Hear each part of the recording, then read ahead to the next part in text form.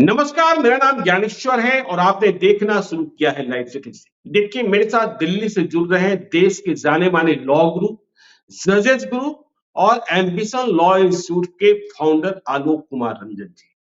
और इनसे एक विशेष मसले पर हम आज चर्चा करना चाहते हैं, क्योंकि पिछले 24 घंटे से एक ऐसा विवाद उठ खड़ा हुआ है जिसके पीछे वजह क्या है। देखिए, पटना हाईकोर्ट में दो नए जजेस की नियुक्ति के लिए सुप्रीम कोर्ट के कॉलेजियम सिस्टम से केंद्र सरकार को अनुशंसा भेजी जाती है। सुप्रीम कोर्ट के chief justice honourable D Y Chandrachud हैं, बड़ी प्रतिष्ठा है। उन्होंने पिछले दिनों एक लंबा भाषण भी दिया था और यह भाषण जातीय व्यवस्था के संदर्भ में था। कहा गया कि उन्होंने बहुत ही विस्तार से, और जो लोग विवाद खड़ा करने वाले लोग हैं वे कह रहे हैं कि चीफ जस्टिस डीवाई चंद्रचूड़ के भाषण में जो जातीय व्यवस्था के संदर्भ में था, जिसने भी सुना था आंखों में आंसू आ गया था। तो देखिए, इंडिया टुडे हिंदी के पूर्व संपादक हैं दिलीप सिंह मंडल।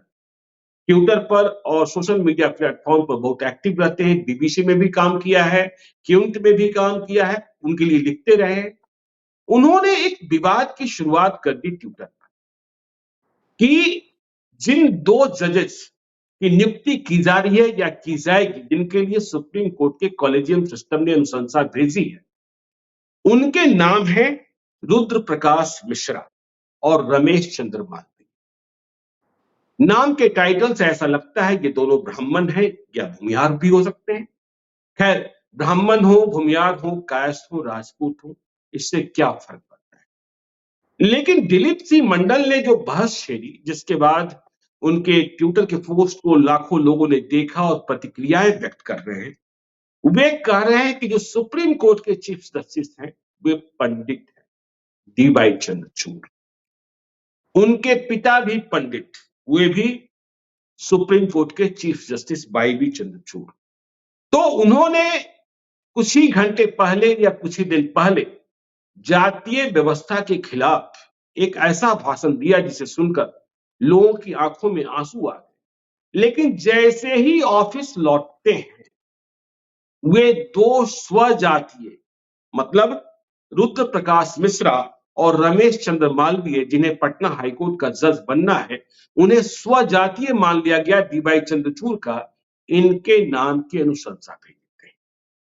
जो अनुशंसा पत्र है वह भी पोस्ट किया, उसमें लिखा गया है सुप्रीम कोर्ट के कॉलेजियम के द्वारा कि इनकी नियुक्ति के लिए जो इनकी हताएं हैं, जो एसरटेन किया गया है, इनके फिटनेस को, इनके सुटेबिलिटी को, इनके मेरिट को, और इस सिफारिश पर जो सिफारिश की जा रही है उसके बारे में सुप्रीम कोर्ट के जजेस ने विचार किया।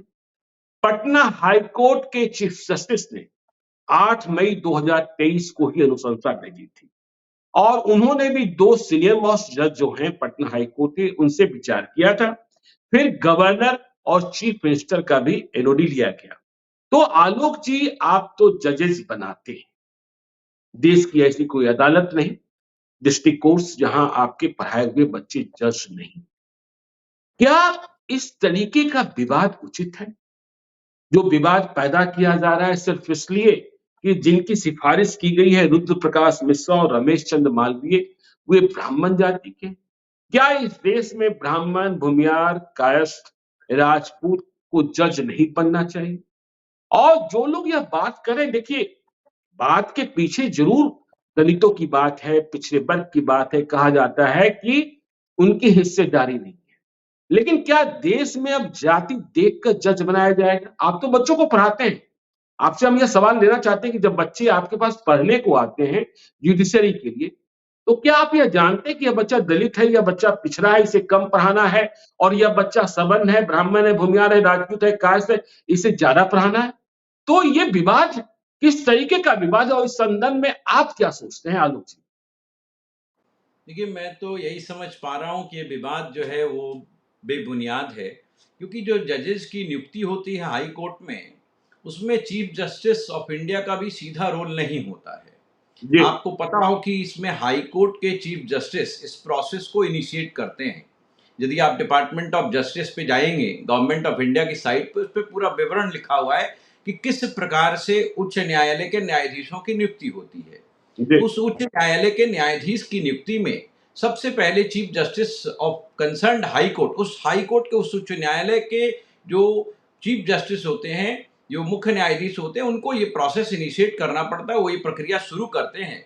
और यदि इसमें ये भी लिखा है कि यदि चीफ मिनिस्टर कोई नाम रिकमेंड करना चाह रहा है तो वो पूर्ण रूप में ही chief justice of high court को बता सकते हैं। तो यदि वो किसी विशेष वर्ग, विशेष जाति के किसी ऐसे जज को नियुक्ति देना चाहते हैं तो ये पॉलिटिकल नाउ जो चीफ मिनिस्टर्स हैं या पॉलिटिकल पोस्ट होल्ड करने वाले लोग हैं, उनको भी थोड़ी मोड़ी भूमिका दी गई है, वो चाहे तो कर सकते हैं। लेकिन जहां तक न्यायाधीशों का सवाल है, न्यायाधीशों की नियुक्ति में ना ये क्राइटेरिया है, ना chief justice of high court इस बात को देख करके अपनी अनुशंसा करेंगे कि ये व्यक्ति किस जाति का है और किस जाति का नहीं है। जाति इसमें कोई भी मायने नहीं रखता है। और आप यदि संविधान की प्रक्रिया भी पढ़ेंगे तो हमारे भारत में एक संविधान है, उस संविधान में अनुच्छेद 217 में ये एलिजिबिलिटी क्राइटेरिया यानी उनकी अर्हताएं जो है, योग्यताएं जो है वो लिखी हुई है, उसमें कहीं जाति और वर्ण इत्यादि की व्यवस्था नहीं है। तो इस प्रकार से यदि आप इस बात को समझने का प्रयास करें, जो भी लोग सुन रहे हैं, जानना चाहते हैं, वो प्रयास करें, उनको पता चलेगा कि जाति नाम का कोई इसमें एलिजिबिलिटी क्राइटेरिया यानी कोई योग्यता इसमें नहीं दी गई है। तो जाति जी। को लाना इसमें उचित नहीं होगा। हालांकि आपको ये पता होगा कि पॉलिटिकल पोस्ट के अपॉइंटमेंट में, जैसे आप राष्ट्रपति चुनते हैं या कोई मिनिस्टर चुनते हैं, तो उनमें आप इन बातों का ध्यान रख सकते हैं। लेकिन उच्च न्यायालय और सर्वोच्च न्यायालय में ऐसी अभी तक कोई व्यवस्था नहीं बनाई गई है जिसमें किसी विशेष जाति को भूमिका दी जाए।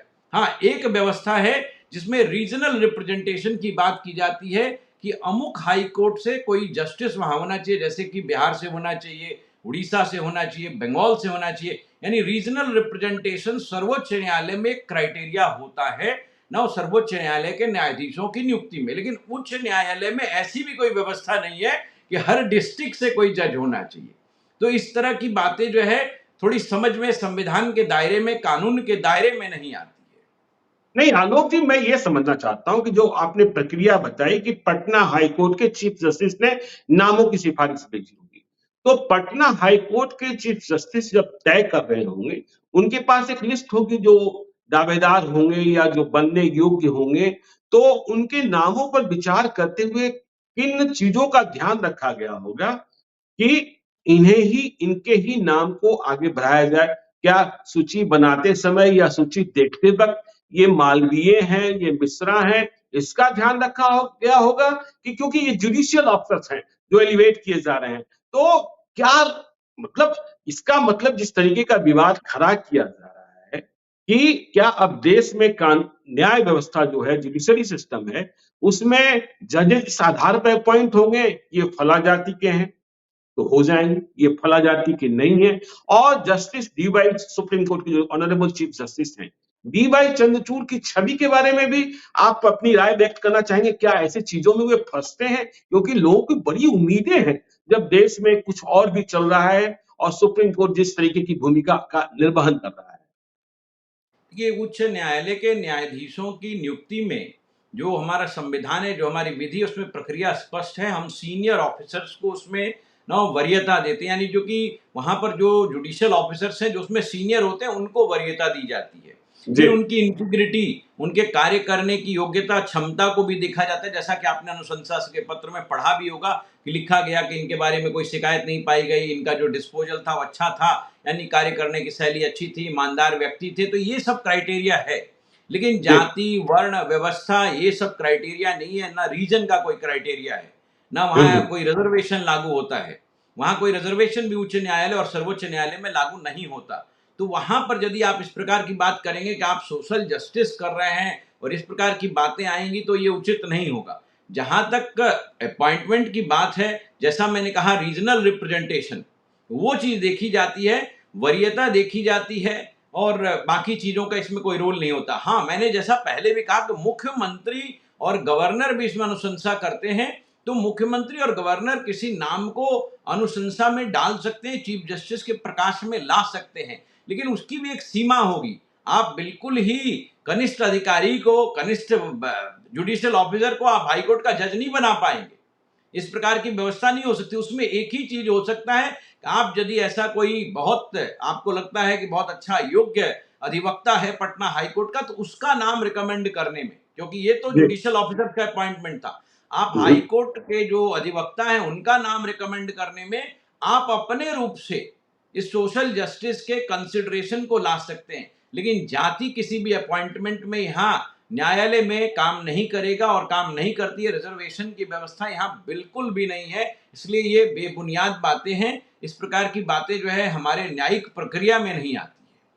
नहीं आलोक जी, देखिए, इसीलिए जब यह विवाद उठा तो हमने आपसे चर्चा करने की कोशिश की, क्योंकि आप जजेस गुरु हैं, आपके बच्चे जज बनते हैं डिस्ट्रिक्ट कोर्ट्स में, सिविल कोर्ट्स में। तो ये बच्चे आखिर बाद में हाईकोर्ट भी पहुंचते हैं और भी आगे जा सकते हैं। ये बच्चे जब जज बनते हैं तो क्या जिस तरीके का विवाद हो रहा है, इसके विवाद के पीछे यही है ना कि ये बड़ी जाति के लोग हैं, जो दूसरी जातियां हैं, पिछड़ी जातियां हैं, पिछड़ी जातियां हैं, दलितों के साथ इंसाफ नहीं करते हैं। तो क्या कानून जिस वक्त फैसला लिखाया गया होता है, लिखाया जा रहा होता है, उस वक्त यह देखता है कि इनकी टाइटल क्या है? नहीं, ये बिल्कुल भी नहीं हो सकता। इसीलिए आपने देखा होगा कि न्याय की जो मूर्ति होती है उसके आंख पर पट्टी लगी होती है, और यही कहा जाता है कि आपको ये बिना देखे न्याय निर्धारण करना है कि आपके समक्ष कौन खड़ा है। यहाँ तक कि जी। आप अपने सगे संबंधी को नहीं देखेंगे तो जाति की बात कहाँ से आती है। आप सगे संबंधी को भी नहीं देख सकते, आप अपनों के साथ जो है कि बिल्कुल वो नहीं, पक्षपात नहीं कर सकते, तो फिर जाति की व्यवस्था कहाँ से आएगी, फिर वो व्यवस्था कहाँ से आएगी। अब जैसा कि आप जानते हैं कि निम्न न्यायालयों में, जी। अधीनस्थ न्यायालयों में, जो हमारे डिस्ट्रिक्ट कोर्ट्स हैं, उसमें रिजर्वेशन की व्यवस्था है, उसमें आप सोशल जस्टिस का कंसिडरेशन ला रहे हैं। कई जगह हमने महिलाओं को भी आरक्षण दिया है, कई जगह SC ST और OBC को भी आरक्षण दिया जा रहा है, तो वहां पर यह व्यवस्था लागू की गई है। और फिर ऑब्वियसली इनकी पदोन्नति होगी तो ये भी हाई कोर्ट के जज बनेंगे और ये भी सुप्रीम कोर्ट के जज बनेंगे। आपको पता भी होगा कि श्री KG बालाकृष्णन, जो हमारे पहले मुख्य न्यायाधीश रह चुके हैं भारत के, वो भी SC कम्युनिटी से आते थे और उनको जो है सुप्रीम कोर्ट का सर्वोच्च न्यायाधीश बनाया गया था, मुख्य न्यायाधीश बनाया गया था। तो इस प्रकार की व्यवस्था हो जाती है क्योंकि आप निचले स्तर पर रिजर्वेशन देते हैं। लेकिन इस स्तर पर, यहाँ पर, कि आप ये चीज देख करके आप न्याय निर्धारण करेंगे और नियुक्ति करेंगे कि किस जाति का है, तो ये न्याय नहीं होगा, ये इंसाफ नहीं होगा। यदि आप इंसाफ चाहते हैं तो आपको ईमानदार और कॉम्पिटेंट यानी योग्य जज चाहिए, न कि किसी विशेष वर्ग का और विशेष जाति का जज चाहिए। हमें तो नहीं पता है कि आप धर्म भी देख करके, जाति की तो बात छोड़िए, धर्म भी देख करके आप जो है जजेस का अपॉइंटमेंट कर सकते हैं। धर्म, जाति, लिंग ये किसी प्रकार से अपॉइंटमेंट में नहीं आता। हालांकि इसकी चर्चा बार बार उठेगी। जैसा कि आपको पता हो, महिलाओं को आरक्षण दिया जाने लगा और जी। महिला हमारी सुप्रीम कोर्ट में बहुत सारी जज बन रही हैं। तो हम्म। महिलाएं चूंकि निम्न न्यायालयों में नहीं आती है, प्रैक्टिस में कम आती है, इसलिए ऐसा हो रहा है। तो सुधार वहां करने की आवश्यकता है। आप ऊपर से ला करके किसी को थोप नहीं सकते इस कारण से ये SC हैं, ये ST हैं, और आप राजपूतों की और बाकी जातियों की और ब्राह्मणों की आप अधिकार को काट देंगे। ऐसा हमारे न्याय व्यवस्था में संभव अभी नहीं है। नहीं आलोक जी, आपने यह तो बता दिया कि देखिए बड़े थे, सीनियर्स थे, इसलिए जुडिशियरी से आ रहे हैं और ये एलिवेट किए जा रहे हैं जजेस के रूप में। लेकिन जब वकीलों को जजों के रूप में नियुक्त किया जाता है, उस वक्त पैमाना क्या होता है? किसी भी हाई कोर्ट के चीफ जस्टिस इस प्रक्रिया को कैसे अपनाते हैं? क्या कोई वहां त्रुटि है, खामी है, जिसके कारण इस तरीके के विवाद बढ़ रहे हैं? देखिए, मैं बिहार की बात करता हूं, राष्ट्रीय लोक जनता दल के अध्यक्ष हैं उपेंद्र कुशवाहा जी, भारत सरकार में केंद्रीय मंत्री भी रहे हैं, केंद्रीय राज्य मंत्री रहे। वे बार बार कहते हैं कि जुडिशियरी में जब तक कॉलेजियम सिस्टम समाप्त नहीं होगा, तब तक पिछड़ों को, अति पिछड़ों को, दलितों को हक नहीं मिलेगा। तो वकीलों को जज बनाते वक्त क्या प्रक्रिया अपनाई जाती है? ये वकीलों को जज बनाते वक्त भी प्रक्रिया वही है। आप हाई जी। कोर्ट में 10 साल प्रैक्टिस किए हों और आप जो है भारत के नागरिक हों और आप योग्य हों, ईमानदार हों, आपने कई सारे केस किए हों, वो सारी योग्यताएं वहां भी वही है। लेकिन जैसा हम्म। आप कह रहे हैं, ये बिल्कुल सही है कि जब हम वकीलों को जज बनाते हैं तो उस समय ये क्राइटेरियन और ये बातें आ सकती है, क्योंकि जैसा मैंने कहा आपको कि मुख्यमंत्री और गवर्नर भी इसमें रिकमेंडेशन, जब हम राज्य की ओर से रिकमेंडेशन करते हैं, ये रिकमेंडेशन हमारे हाईकोर्ट के चीफ जस्टिस से शुरू होता है, जो अपने 2 अधीनस्थ न्यायाधीशों से सलाह मशविरा कर करके रिपोर्ट बनाते हैं, और उसी के साथ मुख्यमंत्री और गवर्नर का भी कंसल्टेशन होता है, और मुख्यमंत्री चाहें तो कोई नाम अपनी ओर से प्रस्तावित कर सकते हैं। तो वहां पे ये व्यवस्था हो सकती है, वहां पे इस प्रकार की चीजें आ सकती है, वहां पे ये कंट्रोवर्सी हो सकती है कि आपने जो है इस जाति के लोगों को वरीयता दी या इनको प्राइमेसी दिया या इनको प्राथमिकता दी, तो वहां पे ये चीजें आ सकती है, और शायद इसी कारण से ये कंट्रोवर्सी आ रही होगी। और जहां तक आपने कॉलेजियम सिस्टम की बात की, तो कॉलेजियम सिस्टम में चूंकि पहले से पूर्व विद्वान न्यायाधीश और ऑलरेडी वहां हैं, तो वो तो चाहेंगे हम विद्वान अधिवक्ताओं को और विद्वान न्यायाधीशों को ऊपर के न्यायालय में लाएं, तो वो जाति तो नहीं देखते होंगे, लेकिन कहीं ना कहीं सीनियर जूनियर ऑफिस के कुलीग्स जो उनके साथ पहले काम किए होंगे, ये बातें कहीं ना कहीं आ जाती होंगी, ऐसी कोई व्यवस्था बन जाती होगी अनायास, जिसके कारण इस प्रकार के आरोप लगते होंगे। लेकिन इसका कोई खास महत्व तो नहीं है, क्योंकि प्रक्रिया इतनी लंबी है, प्रक्रिया इतनी लंबी है और इतने सारे लोगों की इसमें भूमिका है। देखिए, मल्टीप्लिसिटी ऑफ पीपल, इसमें बहुत सारे लोग, जैसे कि आप देखिए चीफ मिनिस्टर ऑलरेडी इन्वॉल्व है, आपके गवर्नर इन्वॉल्व हैं, आपके जो है मुख्य न्यायाधीश हाई कोर्ट के, दो अधीनस्थ न्यायाधीश वहीं के, फिर चीफ जस्टिस ऑफ इंडिया और फिर उनके भी दो कुलिक्स, यानी इतने सारे लोगों का इन्वॉल्वमेंट है नियुक्ति में। फिर वो union ministry of law and justice के पास जाएगा, फिर वो रिकमेंड करेगी नाम, फिर राष्ट्रपति जो है वो अधिसूचना जारी करेगा। तो ये बहुत लंबी प्रक्रिया है, तो इसमें इस नहीं, ठीक प्रकार है, का आरोप। ठीक है आलोक जी, आप ठीक है कर रहे हैं, लंबी प्रक्रिया है, लेकिन एक बात तो है ना कि जब हम देखते हैं हाई कोर्ट्स में और सुप्रीम कोर्ट, ये ऊंची जातियों के जजेस अधिक मिलते हैं। ये क्या है? क्यों पिछड़ी जातियों के, दलितों का प्रतिनिधित्व तो नहीं बन पा रहा है? मुझे संस्मरण है, जहां तक मैं ठीक हूं, 2002 से आप दिल्ली में एम्बिशन लॉ इंस्टीट्यूट चला रहे हैं कि, और बच्चे आप तैयार कर रहे हैं जो जुडिशरी में 2001 जा से। रहे हैं वकील बन, 2001 से जी। तो यह प्रतिनिधित्व पिछड़ों का, दलितों का क्यों नहीं बढ़ रहा है? क्या कोई कारण है, या फिर अच्छे वकील नहीं आ रहे हैं जिन्हें आगे बढ़ने का मौका नहीं मिल रहा है इन जातियों में, पिछड़ों में, दलितों में? क्योंकि मुकदमा तो सभी जातियों को लड़ना होता है, और मुझे लगता है कि ये जब अच्छे वकील नहीं होते हैं इनकी जातियों के, तो फिर ये ऊंची जाति के लोगों के पास ही जाते हैं, वकीलों के पास जाते हैं। नहीं, देखिए ऐसा है कि ऐसी कोई बात नहीं है, क्योंकि एससी एसटी और बाकी जो डाउन ट्रोडन क्लासेस हैं, जो पिछड़े जाति के लोग हैं, वो कहीं ना कहीं सामाजिक, आर्थिक और शैक्षणिक रूप से पिछड़े होते। तो सामाजिक रूप से तो अब पिछड़े नहीं रहे, बहुत आगे बढ़ गए हैं। आर्थिक रूप से भी आगे बढ़ रहे हैं लोग, जैसा कि आप बिहार की बात कर रहे हैं, बिहार में तो है ही सामाजिक रूप से काफी, वो भी अब आगे हैं। लेकिन शैक्षणिक रूप से कहीं ना कहीं वो पिछड़े रह जाते हैं, जिस पर कि कोई सरकार और कोई सिस्टम ध्यान नहीं देता है। तो यदि वो शैक्षणिक रूप से आगे नहीं बढ़ेंगे, तो विधि की शिक्षा में भी नहीं आएंगे, विधि की शिक्षा में नहीं आएंगे तो ना वो वकील बनेंगे ना वो जज बनेंगे। लेकिन अब चूंकि वहां भी रिजर्वेशन लागू कर दिया गया है, वहां भी एक जी। प्रकार से हम अब रिजर्वेशन दे रहे हैं जातियों को न्यायिक नियुक्तियों में, तो वहां पर चूंकि रिजर्वेशन हो रहा है, तो धीरे धीरे ये चीजें समाप्त होगी। आरोप प्रत्यारोप तो लगते रहेंगे, क्योंकि पहले से ही आपको पता है कि अगड़ी जाति के लोग ज्यादा पढ़ने लिखने में आगे रहे और इसीलिए वो आगे बढ़ते रहे। तो ये तो एक नैसर्गिक और बात है कि इसमें इस प्रकार के आरोप आक्षेप आएंगे, लेकिन इसका कोई आधार नहीं दिखता है। हाँ, धीरे धीरे ये प्रक्रिया परिवर्तित हो रही है, चीजें बदल रही है। अब पिछड़ी जाति के लोग भी काफी पढ़ रहे हैं, एससी एसटी और काफी लोग ओबीसी के लोग पढ़ते हैं, तो वो भी आगे न्यायालयों में अधिवक्ता बनेंगे और जज बनेंगे, और obviously supreme court, high court में उनका भी रिप्रेजेंटेशन होगा। मैंने आपको एक उदाहरण भी दिया,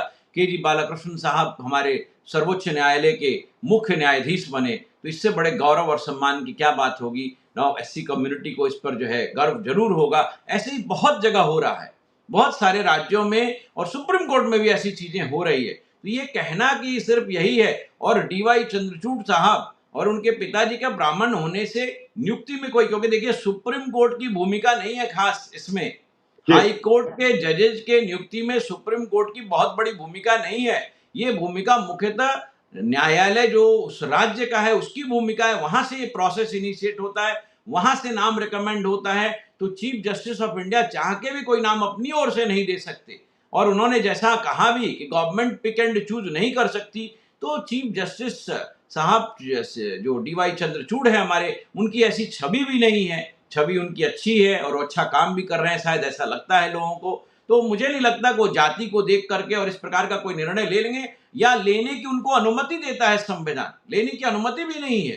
तो आप इस तरह की जो बातें उठ रही है उसका आधार अलग हो सकता है, लेकिन ये उच्च न्यायालयों में ऐसी कोई बात नहीं है। देखिए आलोक जी, जब ऐसे विवाद उठते हैं, आप भी मूल रूप से बिहार के ही रहने वाले हैं जहां तक मुझे जानकारी है, और सही बात भी है कि बिहार के ही हैं आप।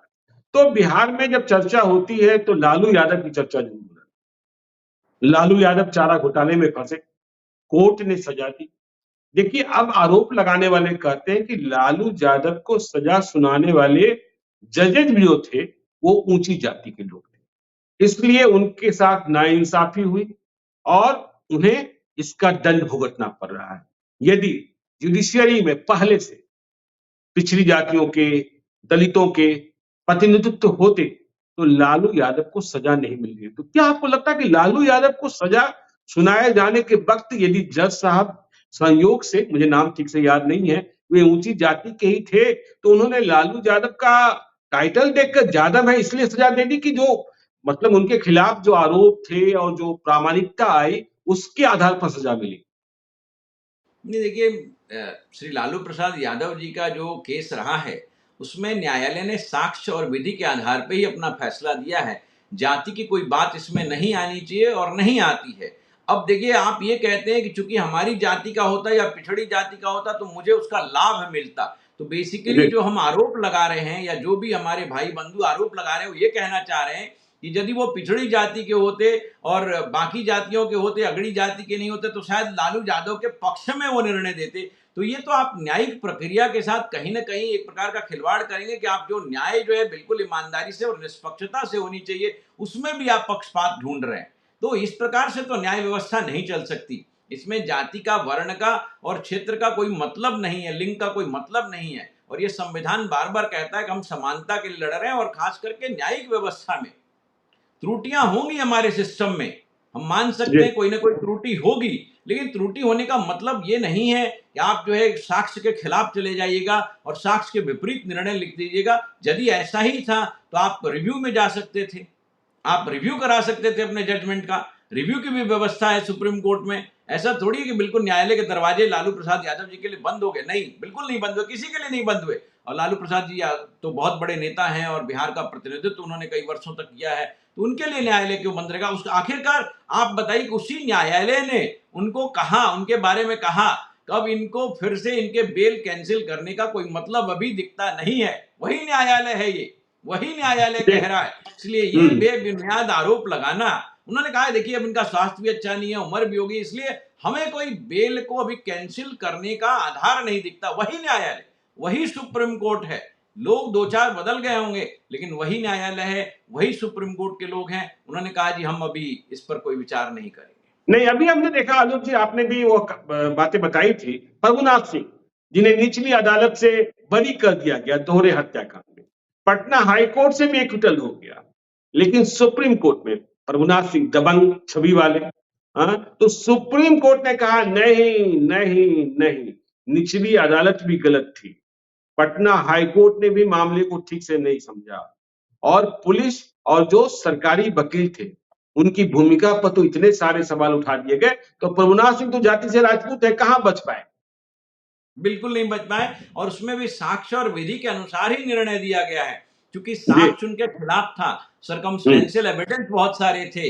हम्म, वो शायद अधीनस्थ न्यायालय ने और बाकी न्यायालयों ने ढंग से नहीं देखा, लेकिन सर्वोच्च न्यायालय ने बिल्कुल खुले मस्तिष्क से उस बात को देखा और उसको बिल्कुल सही निर्णय दिया। उन्होंने उन्होंने साक्ष्य को देखते हुए, एविडेंस के आधार पर उन्होंने निर्णय दिया, न कि उन्होंने पक्षपातपूर्ण रवैया अपनाया।